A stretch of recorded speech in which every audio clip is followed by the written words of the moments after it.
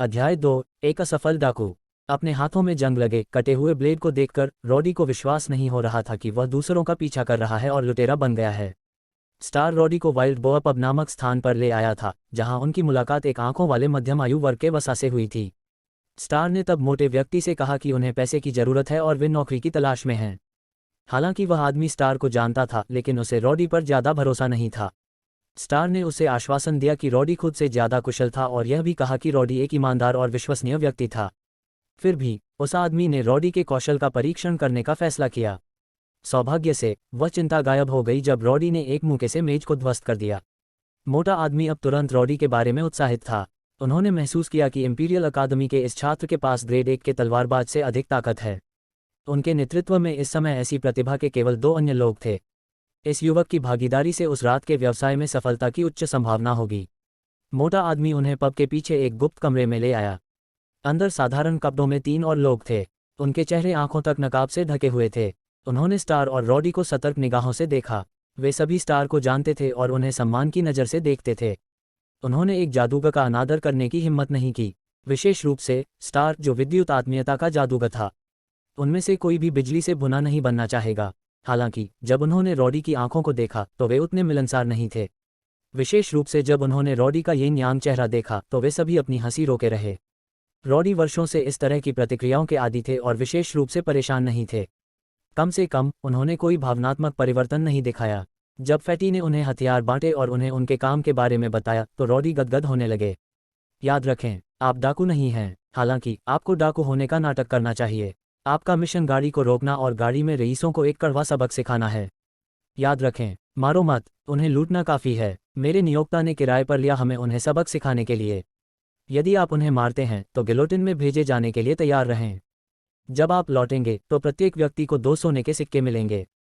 अंगरक्षकों से सावधान रहें। मैंने सुना है कि उनके पास ग्रेड 3 अंगरक्षक हैं। हालांकि आप में से कुछ अंगरक्षकों में से एक को हराने में सक्षम होना चाहिए यदि आप उस पर चुपके से हमला करते हैं। रॉडी, स्टार और अन्य 3 साथी अपने हथियार लेकर शहर के बाहर पेड़ों के बीच इंतजार करने लगे। वे दूर से घबराहट से देखते थे। सच कहूं तो रॉडी को पछतावा होने लगा था। वह जानता था कि यह कोई बड़ा काम नहीं था, क्योंकि उसे सिर्फ एक अस्थायी डाकू बनने के लिए काम पर रखा गया था। शहर में इस तरह से बहुत सारे लोग पैसा कमाते थे। यहाँ तक कुछ अपरंपरागत योद्धाओं ने भी इस तरह से पैसा कमाया था। हालांकि अगर वह असफल हो गया और उसकी पहचान उजागर हो गई तो उसे अकादमी से निकाल दिया जाएगा और उसका भविष्य समाप्त हो जाएगा। हालांकि जैसा कि उसने इसके बारे में धीरे धीरे सोचा, अगर उसे पैसे नहीं मिले तो उसे भी 1 महीने के समय में निकाल दिया जाएगा। किसी भी तरह से परिणाम वही होगा। धीरे धीरे रॉडी बेहतर महसूस करने लगा। ऐसा इसलिए था क्योंकि लक्ष्य को एक कष्टप्रद कुलीन कहा गया था। इसने रॉडी को दोषी महसूस करने से रोकने में मदद की। रॉडी के पास अमीर, फिजूल खर्ची और अनैतिक रईसों के अनुकूल प्रभाव नहीं था। वे शहर से बाहर जाने वाले रास्ते के पास थे। यह सड़क आमतौर पर खाली थी, लेकिन जब से महामहिम ने यहाँ सड़क का निर्माण किया था तब से अधिक यात्री आए थे। इस सड़क का मकसद जाहिर तौर पर टैक्स जमा करना था। ध्यान से, वे आ रहे हैं। उन लोगों में से एक जिसके हाथ में तलवार थी फुसफुसाया। रॉडी ने उसकी ओर देखा।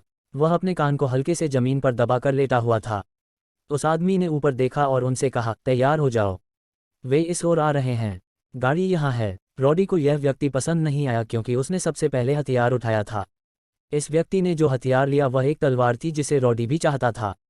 अपनी मुद्रा के आधार पर यह व्यक्ति तलवारबाज नहीं था, इसलिए रॉडी को यह नहीं पता था कि उसने इस तलवार को लेने पर जोर क्यों दिया। रॉडी उस तलवार के लिए अपने हाथों में जंग लगे चाकू का व्यापार करना चाहता था। शांत रातों में आपको यहाँ एक भी यात्री नहीं मिलेगा। हालांकि दूर की गाड़ी से जमीन पर घोड़ों के रौंदने की आवाज़ साफ सुनाई दे रही थी। स्टार को देखते ही रॉडी घबरा गया। स्टार भी नर्वस लग रहे थे, लेकिन वो रॉडी जितना बुरा नहीं था।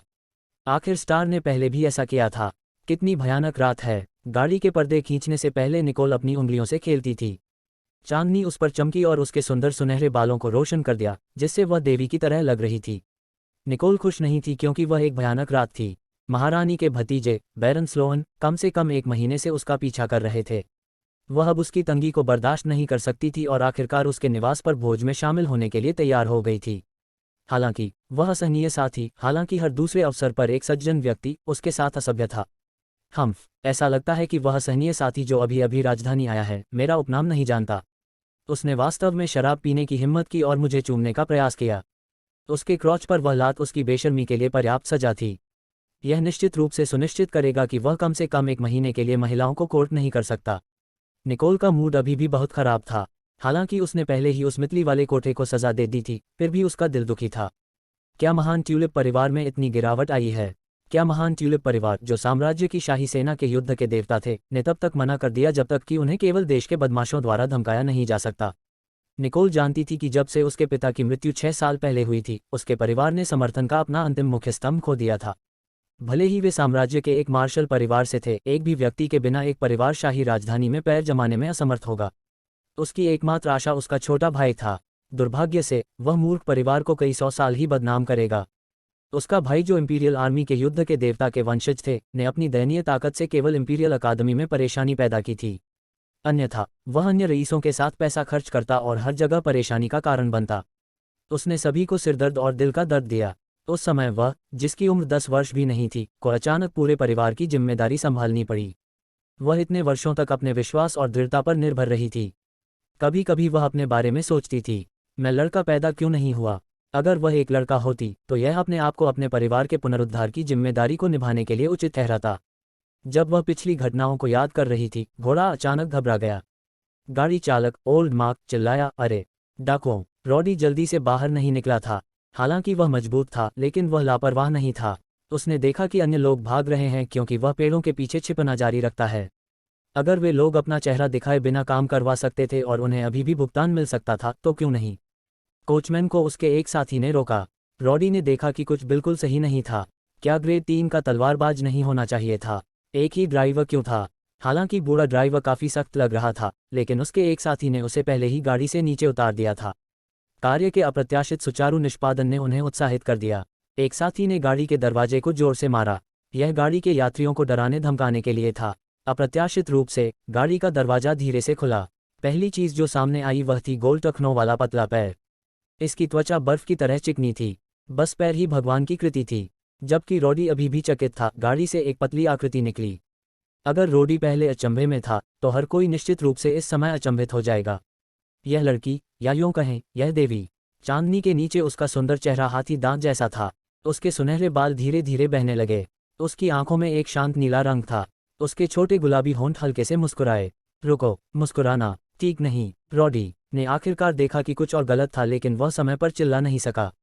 हवा अचानक तेजी से घूम गई क्योंकि सभी ने 34 मीटर ऊंचे बवंडर को देखा। बवंडर की गड़गड़ाहट की आवाज के रूप में पत्तियां और शाखाएं सभी चूस गईं। वह एक जादूगर है, स्टार सबसे पहले चिल्लाया था। वह खुद एक दाना बनकर इस लड़की की असली ताकत को समझ सकता था। बिना किसी शक के स्टार को तुरंत पता चल गया कि वह उसके लिए कोई मुकाबला नहीं है। यहाँ हर कोई, जिसमें रॉडी भी शामिल है जो अभी भी छिपा हुआ था, उसे हरा नहीं पाएगा। लानत है, वह न केवल असामान्य रूप से सुंदर है बल्कि असामान्य रूप से मजबूत भी है। बिना किसी तैयारी के सिर्फ एक मुस्कान एक गरजने वाले बवंडर को बुला सकती है। यह शक्ति कम से कम ग्रेड 6 या उससे अधिक के एक जादूगर की थी। इसकी तुलना में एक दाना के रूप में उनकी शक्ति का उल्लेख करने योग्य भी नहीं था। तारा तुरंत दौड़ना चाहता था। उसने अपने दादाजी का आदर्श वाक्य जान लिया था कि मृत्यु वीर नहीं होती। हालांकि लड़की ने स्टार को उसके पहले के चिल्लाने की वजह से देखा था। जैसे ही उसके होंठ हिलने लगे, उसकी खूबसूरत आंखें स्टार की ओर देखने लगीं और कहा, तुम गलत हो। मैं कोई जादूगर नहीं हूं। इस वाक्य को समाप्त करते हुए निकोल ने धीरे से अपनी तर्जनी से स्टार की ओर इशारा किया। बवंडर के भीतर से एक बिजली का बोल्ट निकला। बिजली के बोल्ट की चपेट में आने से पहले स्टार केवल अपने सुरक्षात्मक मंत्र के पहले 2 शब्दों का जाप करने में सफल रहा।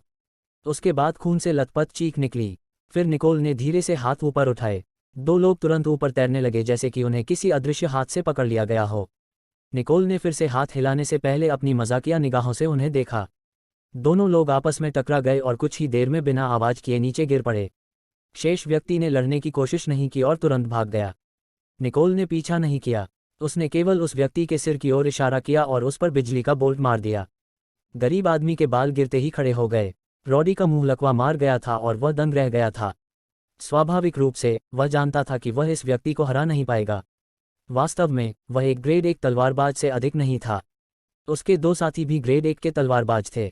निकोल ने लापरवाही से 2 डाकुओं को पकड़ लिया। कुछ वेंट करने के साथ उसके मूड में सुधार हुआ था। उसने जमीन पर बैठे कोचमैन की ओर देखा और कहा, ठीक है ओल्ड मार्क, आपको बैठने की जरूरत नहीं है।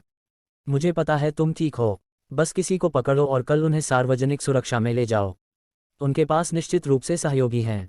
बाकी को यहीं छोड़ दो, वे कम से कम एक दिन बेहोश रहेंगे। उसके बाद वह गाड़ी में चढ़ गई और पर्दे वापस खींच लिए। रॉडी अपने छिपने के स्थान को छोड़ना नहीं चाहता था, लेकिन फिर उसने देखा कि बूढ़ा व्यक्ति बिजली के तार को उठाता है और उसे अपनी पीठ पर ले जाता है। तारे के दयनीय कपड़े भी कर्ट के चपेट में आ गए और स्टार का चेहरा भूरा काला था। रॉडी ने देखा कि बूढ़े आदमी ने स्टार को बांध दिया और उसे सामान के डिब्बे में फेंक दिया। बिना किसी विकल्प के रॉडी ने गाड़ी की पूंछ खींची। वह ऐसा व्यक्ति नहीं था जो किसी मित्र को छोड़ दे। वह निश्चित रूप से स्टार को बचाने की कोशिश करेगा। इस तथ्य का जिक्र नहीं है कि स्टार केवल रॉडी को अपनी ट्यूशन फीस के लिए कुछ पैसे कमाने में मदद करने के लिए यहाँ था। अगर वह रॉडी की मदद नहीं करना चाहता तो वह यहाँ नहीं होता। जब रॉडी गाड़ी को ट्रैक कर रहा था तो वह जमीन पर पड़े हुए बेहोश व्यक्ति के पास से गुजरा। वह उस आदमी की तलवार हथियाना नहीं भूले। आखिर बिजली का कट लगने से बेहोश हुए आदमी को अब इसकी जरूरत ही नहीं पड़ी।